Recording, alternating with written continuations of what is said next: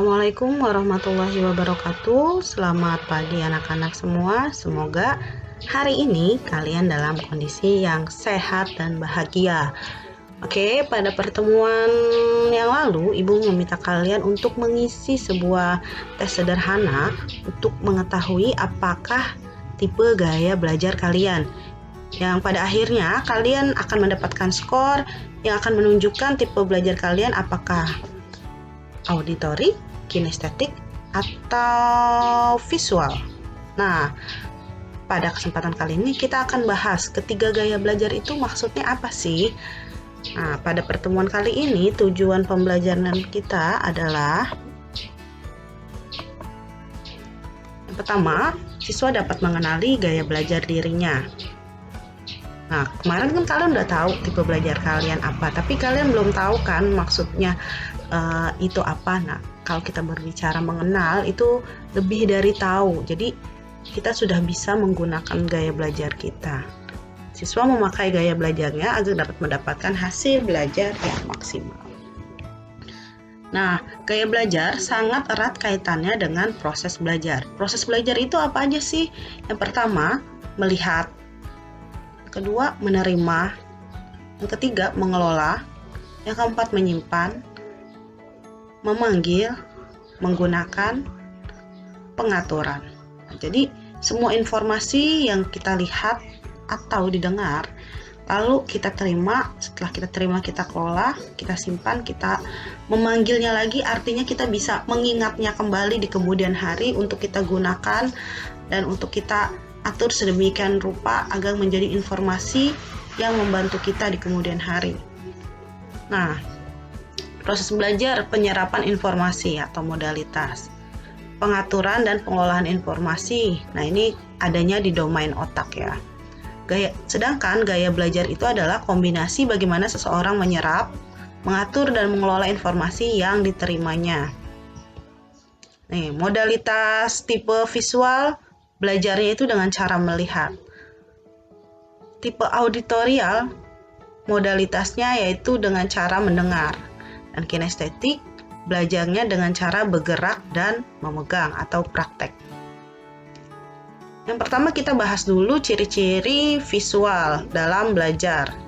Yang pertama, mereka ini mengingat apa yang dilihat daripada yang didengar. Jadi kayak kalau guru sedang menerangkan, dia tuh sangat perlu untuk melihat penampilan gurunya, ada gerakan, bisa gurunya menggerakkan tangan ke sini. Nah, itu biasanya dia akan lebih mudah mengingatnya. Misalnya gurunya memakai baju apa, itu juga mereka biasanya gampang ingat.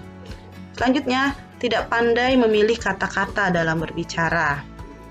Tidak terganggu dengan keributan, sulit mengingat instruksi atau perintah dalam bahasa lisan, pembaca cepat dan tekun, lebih suka baca daripada dibacakan. Rapi, teratur, teliti, perencana yang baik.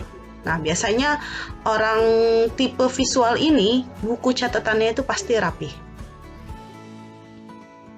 Nah, cara belajar tipe visual biar bisa lebih maksimal. Yang pertama adalah belajar dengan menggambar, diagram, dan peta. Nah, jadi biasanya sediakan beberapa macam pensil atau pulpen warna untuk mencatat, karena kalian akan lebih mudah mengingat ketika buku kalian itu berwarna, dan untuk hal-hal penting kalian bisa gunakan warna yang berbeda untuk memberikan kode atau istilahnya sinyal bahwa catatan itu adalah penting. Nah, yang kedua adalah membuat coretan, simbol atau tanda-tanda penting. Biasanya kalian bisa membuat mind mapping, atau untuk merangkum kalian tidak harus bentuknya dalam bentuk paragraf, kalian bisa berbentuk mind mapping.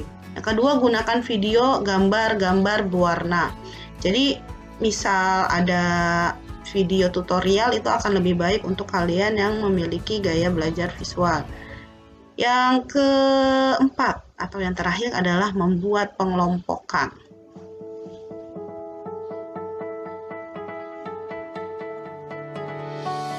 Nah, selanjutnya kita berlanjut kepada ciri-ciri orang auditorial dalam belajar. Yang pertama, suka bicara kepada diri sendiri waktu belajar. Jadi buat tipe orang yang kayak gini nih, kalau ngafal biasanya dia suka dengan suara yang keras, jadi dia bisa denger kembali suaranya dia. Kedua, mudah terganggu oleh keributan waktu belajar. Jadi kalau berisik, nih orang tipe auditorial kayaknya langsung ke distract, langsung aduh berisik banget gitu. Yang ketiga, mempunyai kesulitan menulis yang banyak tetapi hebat dalam bercerita.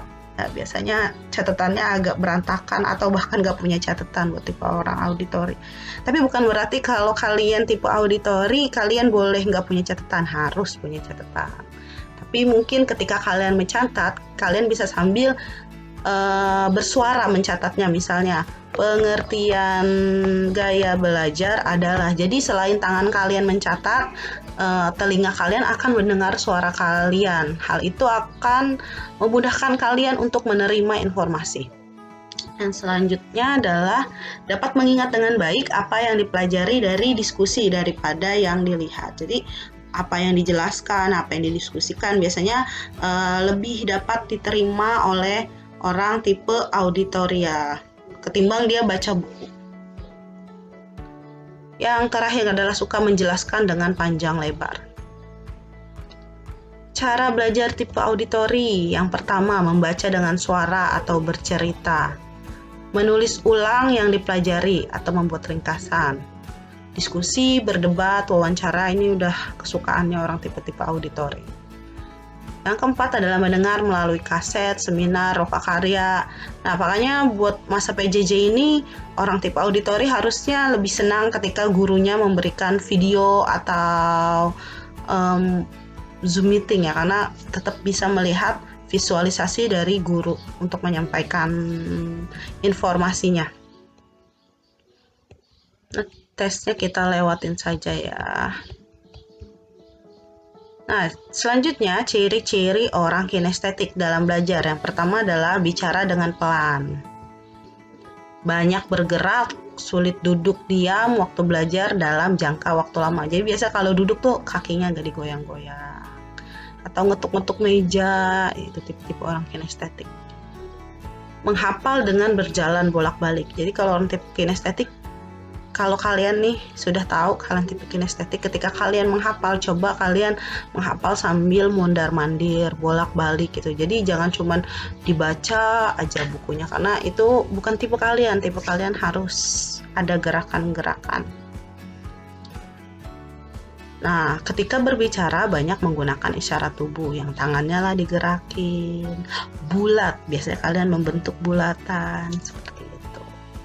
Menggunakan jari sebagai penunjuk ketika sedang membaca. Jadi intinya kalau orang tipe kinestetik ini dari anggota tubuhnya ada yang bergerak. Nah, cara belajar tipe kinestetik. Yang pertama, melakukan praktek. Jadi senang nih langsung uji coba, nggak cuma mendengarkan teori. Yang kedua, mengamati demo contoh konkret. Drama permainan kreativitas lapangan, menggunakan model, Lego, alat-alat praktek, kerajinan, tangan, puzzle, menggunakan gerak dalam belajar. Jadi intinya orang tipe kinestetik ini lebih senang praktik ya daripada teori.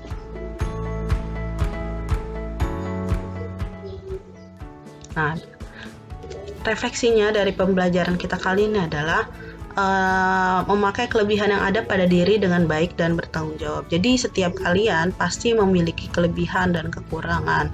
Dari ketiga tipe belajar ini pasti semuanya memiliki kelebihan. Tidak ada tipe gaya belajar yang lebih baik antara satu dan lainnya. Semuanya baik. Dan kalian harus bisa menggunakannya dengan baik dan bertanggung jawab. Nah, kesimpulannya, manusia memiliki bermacam-macam gaya belajar yang dapat membantu mereka untuk belajar secara maksimal. Kenalilah gaya belajar dan andalkan Tuhan untuk mendapatkan hasil belajar yang maksimal. Jadi jangan lupa untuk berdoa. Penutup dari Ibu, miliki waktu untuk mengenali potensi diri kamu, maka kamu akan menemukan kekayaan karunia Tuhan. Miliki waktu untuk berdoa, maka kamu akan menemukan hikmah menggunakan potensi diri kamu. Demikian dari Ibu, terima kasih. Wassalamualaikum warahmatullahi wabarakatuh.